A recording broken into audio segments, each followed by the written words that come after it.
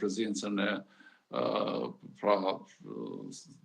të autoriteteve të sigurisë tona. Pikërisht, çka mund të shërbejnë këta dronë, zoti i Bishi? E dim që në afërsi të zonës kufitare, bazave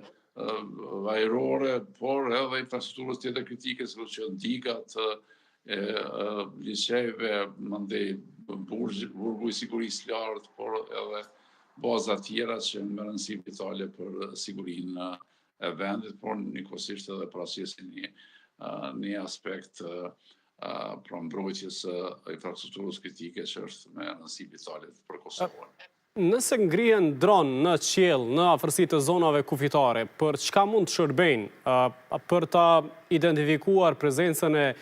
forcave policore të Republikës Kosovës, për të parë terrenin, kur e dim që në terren për shembull nuk ka shumë lëvizje, kalohet vetëm pika kufitare, nuk ka shumë shtëpi afër asaj zone, për çfarë shërbejnë specifikisht për institucionet e sigurisë në këtë rast të Serbisë, nëse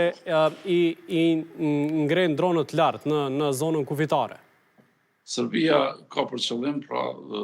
të vëzhgojë të sigurimin e infrastrukturës kritike, po njëkohësisht edhe prezencën e bazave ushtarake, por edhe policore, po njëkohësisht edhe lëvizjen e zyrtarëve policorë të FSK-s dhe të KFOR-it në afërsitë të kufirit, edhe pra po them, këta sa unë kam njohuri, nuk janë këta specifik të forcat armatosore të Serbisë apo të policisë, apo edhe të inteligjencës, por këta mund të jenë civil, por që janë me aranzhman të sektorit sigurisë, që edhe në rast që ata rëzohen edhe të mirën ato të shënimet lidhur me atë mund të identifikohen që janë privat apo komercial, por qëllimi përfundimtar është që ata i marrin, i shfrytëzojnë